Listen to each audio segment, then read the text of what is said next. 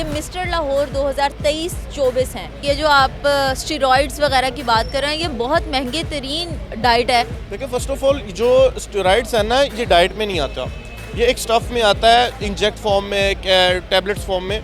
तो अब इन चीज़ों को सबको मद्देनज़र देखते हुए अगर इनको कैलकुलेट किया जाए ना, तकरीबन 1-1.5 लाख का एक 1 मंथ का स्टफ़ बनता है। कि जब हमारा कंपटीशन सीज़न स्टार्ट होता है ना, वो 2 से 3 मंथ होता है, यानी हम 2 से 3 मंथ ये चीज़ें यूज़ करते हैं। उसके बाद सारा साल हम रेगुलर रूटीन पे ये चीज़ें नहीं लेते।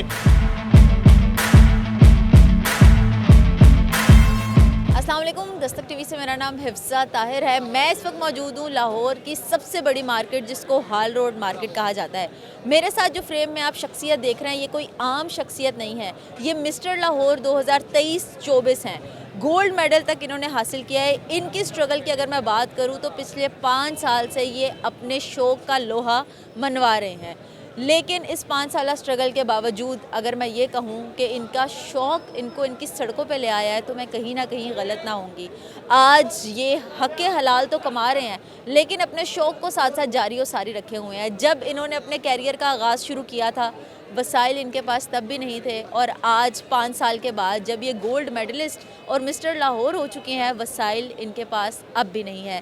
लेकिन अपने बलबूते पे अपने शौक़ को और अपनी दुकान, जिसमें ये मोबाइल फ़ोन्स का बिज़नेस करते हैं हाल रोड में, वो जारी और सारी भी रखे हुए हैं। आइए ज़रा इनसे बात करते हैं और जानते हैं कि आया इनका सफ़र किस तरह से शुरू हुआ और कितनी मुश्किलात का सामना करना पड़ा इनको पिछले 5 सालों में। अस्सलाम वालेकुम। वालेकुम सलाम। बात साहब कैसे हैं? जी शुक्र अल्लाह का, आप बताएं। मैं ठीक ठाक, माशाल्लाह से बिज़नेस चल रहा है, शौक़ आपका चल रहा है। ये बताएं, मिस्टर लाहौर हैं आप इस वक्त और फ़ख्र पाकिस्तान भी हैं, तो ये जो सफ़र जब आपने शुरू किया था, तब क्या सोचते थे, क्या माइंड में था कि मैं कहाँ तक जाऊँगा? जी, मैं जब स्टार्टिंग मेरा था तब मैं काफ़ी ना स्किनी सा था, मतलब कुछ ड्रेसिंग करनी तो अजीब सा लगना, काफ़ी वेट कम था। तो मैंने शुरू किया, एज अ फिटनेस शुरू किया।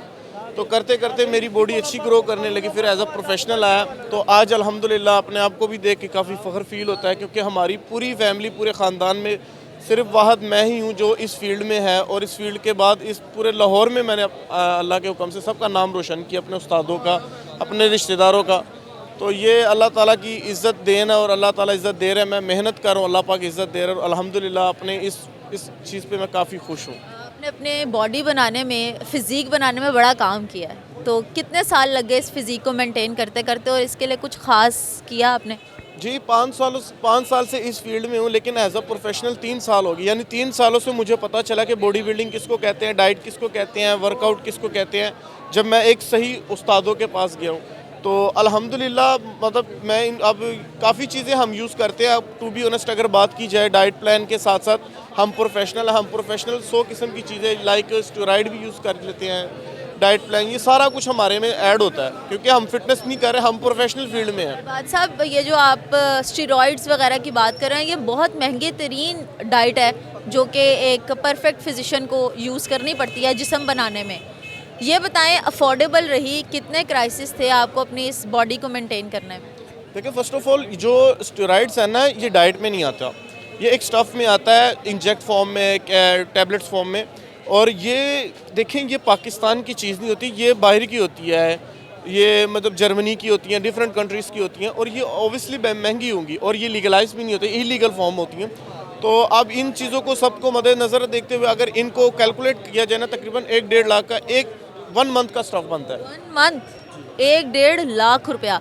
मुझे ये बताएं, आप हम इस वक्त हाल रोड में मौजूद हैं और आप मोबाइल फ़ोन्स का बिज़नेस कर रहे हैं।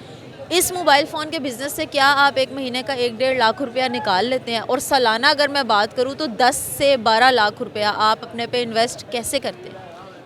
देखिए, मैं इतना पैसा तो यहाँ से नहीं निकाल सकता, लेकिन ये मैं कहूँ कि जब हमारा कंपटीशन सीज़न स्टार्ट होता है ना, वो 2 से 3 मंथ होता है, यानी हम 2 से 3 मंथ ये चीज़ें यूज़ करते हैं। उसके बाद सारा साल हम रेगुलर रूटीन पे ये चीज़ें नहीं लेते, यानी हम वही नॉर्मल जो लोग खा रहे हैं वही खाते हैं, नॉर्मल जो लोग हम नॉर्मल इंसान जैसे बन जाते हैं।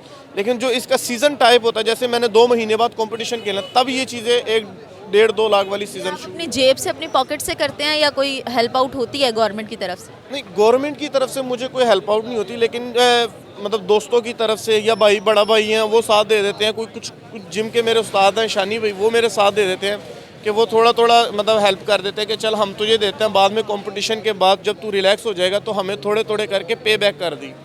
आपको कोई पे बैक भी होता है इन कॉम्पिटिशन्स को विन करने के बाद, या बस शौक से आप पिछले 5 साल से कर रहे हैं? फ़िलहाल तो कुछ पे बैक नहीं हुआ, यही है बस जी, इज़्ज़त मिल गई, लोगों ने तारीफ़ कर दी, अपनी फ़िज़ीक देख के थोड़ा खुश हो गए। फ़िलहाल तक शौक चल रहा है। अब मेरा माइंड कुछ डिफरेंट है, अब मैं चाह रहा हूँ कि जो मेरा ये शौक है अब इसको मैं थोड़ा बढ़ा के मैं इंटरनेशनल लेवल तक ले जाऊँ। तो मैं अब ये चाह रहा हूँ कि जो लाहौर तक कर सकता हूँ तो इंशाल्लाह पाकिस्तान के साथ साथ इंटरनेशनल भी कर सकता हूँ, अगर अल्लाह ताला हिम्मत दे तो। कितने कॉम्पिटिशन्स विन कर लिए हैं, कहाँ कहाँ परफॉर्म कर चुके हैं? मैं लाहौर में भी कर चुका हूँ, फैसलाबाद में भी मैं खेल चुका हूँ। उसके बाद ये लास्ट टाइम रेलवे पाकिस्तान का हुआ, वहाँ पे मैं सेकंड प्लेस में हूँ अल्हम्दुलिल्लाह। तो मेरी अचीवमेंट इस साल काफ़ी रही हैं, काफ़ी ज़्यादा मेडल्स मेरे घर में पड़े हुए हैं, ट्रॉफीज़ पड़ी हुई हैं। तो अब मैं चाह रहा हूँ कि एटलीस्ट एक मेडल तो इंटरनेशनल भी आना ही चाहिए, और इंशाल्लाह आएगा, मैं लगा रहूँगा। साहब, हम हाल रोड एंटर हो रहे थे तो हमने फ्लेक्स देखी आपकी लगी हुई थी और हम बड़ा खुश हुए देख के। फ्लेक्सेस आपकी यहाँ पे लगी हुई हैं, आसपास के लोग आपको देखते हैं, लेकिन आप एक स्टॉल पे खड़े हुए हैं। हाँ, रिस्क हलाल है वो तो बात ठीक है, लेकिन जो आपको शौक़ है, कभी कभी आपके दिल में ये ख्याल नहीं आता कि अगर मुझे सपोर्ट अच्छी होती गवर्नमेंट की तरफ से, या पाकिस्तान में टैलेंट की उस तरह कदर होती, तो आज मैं किसी अच्छे मकाम पे होता, एक लग्जरी लाइफस्टाइल गुजार रहा होता। दिल में ये बात आती है। आज आप इस स्टॉल पे खड़े हैं आम लोगों की तरह, जो शायद पढ़े लिखे भी नहीं हैं, लेकिन आप माशाल्लाह एक फ़ख्र पाकिस्तान है। कभी दिल में ये बात आई हो? जी देखिए ना, अब हम स्ट्रगल करते हैं, अब हम काफ़ी स्टोरी इंडियंस बॉडी बिल्डर्स की स्टोरी देखते हैं, वो थोड़ी सी अगर थोड़ा सा अचीवमेंट शुरू कर दे या थोड़ी सी बॉडी बिल्डिंग फील्ड में आगे जाए तो वो उनका लाइफस्टाइल चेंज हो जाता है, यानी उनका रहना उठना पीना जो उनका बैकग्राउंड, वो लाइफ चेंज हो जाती है। तो मेरी पहले भी लाइफ वही थी, अब भी वही है, यानी मेरी अचीवमेंट तो हो रही है लेकिन लाइफस्टाइल चेंज नहीं हो रहा। काफ़ी कोशिश कर रहा हूँ कि मेरा कहीं से कोई लग जाए, कहीं मैं अच्छी जॉब या कहीं अच्छी जिम में कहीं लग जाऊँ, या मुझे कोई अपॉर्चुनिटी मिले कि मेरा लाइफस्टाइल एटलीस्ट चेंज हो। जो लोग मुझे कह रहे हैं कि भाई इस फील्ड में कुछ नहीं रखा, वक्त ज़ाया कर रहा है, अपना टाइम ज़ाया कर रहा है, कुछ भी नहीं रखा, तो मैं उनका मुंह बंद कर सकूं, यार देखो आज मैंने अपना लाइफस्टाइल चेंज करके दिखा दिया, मेहनत की और आज अल्लाह ताला ने मुझे इस मुकाम तक पहुंचा दिया। मैं ये हमारे पाकिस्तान का अलमिया है कि पाकिस्तान में जो टैलेंट है वो बेचारा सड़कों पर रुल रहा है, और जिनको वैसे ही अल्लाह की तरफ से ब्लेसिंग होती है वो आपको कहाँ के कहाँ नज़र आते हैं। आप जैसे बहुत से लोग हैं जो बड़े टैलेंटेड हैं, लेकिन हम अक्सर ये देखते हैं कि किसी ने टी स्टॉल लगाया हुआ है, किसी ने मोबाइल फ़ोन स्टॉल लगाया हुआ है, और शौक़ जो है वो कहते हैं शौक़ का मोल नहीं होता, लेकिन शौक़ पे बैक नहीं कर पाता। तो ख़ुद को जब आप यहाँ पर देखते हैं, क्या सोचते हैं, दिमाग में क्या चल रहा होता है, और आगे की तरफ मूव करने से पहले आप सोचते हैं कि यार 5 साल से कुछ नहीं हुआ तो आगे भी कुछ नहीं होना, कभी ये ख्याल से मायूसी हुई है? देखिए, फर्स्ट ऑफ ऑल जो इंसान चैम्पियन होता है ना, चैम्पियन ये चीज़ें नहीं सोचता कि मैं अगर मुझे इस साल कुछ नहीं हुआ तो मैं अब छोड़ दूँ। फिर चैम्पियन तो वो ना हुआ, चैम्पियन वो होता है, वो स्ट्रगल करता है, वो मेहनत करता है, वो लगा रहता है कि यार मैं एक ना एक दिन तो करूँगा, इस साल नहीं, अगले साल नहीं, लेकिन एक साल ऐसा आएगा जो मेरा साल होगा। तो मैं वही सोच के, वही मेरी जहनीत है, और अल्हम्दुलिल्लाह मैं कभी भी हार नहीं मानूंगा, मैं लगा रहूँगा। अल्लाह ताला ने अगर पिछले साल से इस साल अगर इस मुकाम तक पहुँचाया तो इंशाल्लाह नेक्स्ट ईयर इससे ज़्यादा ही होगा।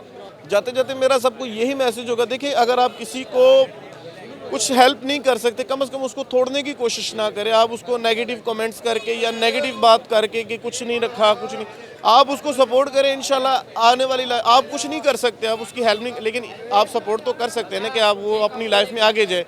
तो मैं यही मैसेज दूंगा कि देखें कोई भी फील्ड हो आप उसकी रिस्पेक्ट करें, या कोई भी एथलीट उसकी रिस्पेक्ट करें, बस मेरा यही मैसेज है। हमारे साथ इबाद साहब मौजूद थे, और आप देख सकते हैं कि इनकी जगह जगह फ्लेक्सेस यहाँ पे भी लगी हुई हैं, और मिस्टर लाहौर का जो लोहा है वो अपने नाम के साथ लगा चुके हैं, मनवा चुके हैं। लेकिन यहाँ पे थोड़ा सा डाउनफॉल ये है, यहाँ पे थोड़ी सी बात ये है कि ये उस तरह से अपने आप को नहीं मनवा पाए, अपने आप को वहाँ नहीं देख सक रहे अभी तक 5 साल का अर्सा गुजरने के बाद, जहाँ इनको एक्चुअल होना चाहिए था। और मायूस ही अपनी ज़िंदगी से नहीं है, ये कहते ये है कि मुझे ज़्यादा लोगों का एटीट्यूड तोड़ता है, क्योंकि लोग हमारे मुआशरे में किसी को किसी भी हाल में खुश नहीं देख सकते।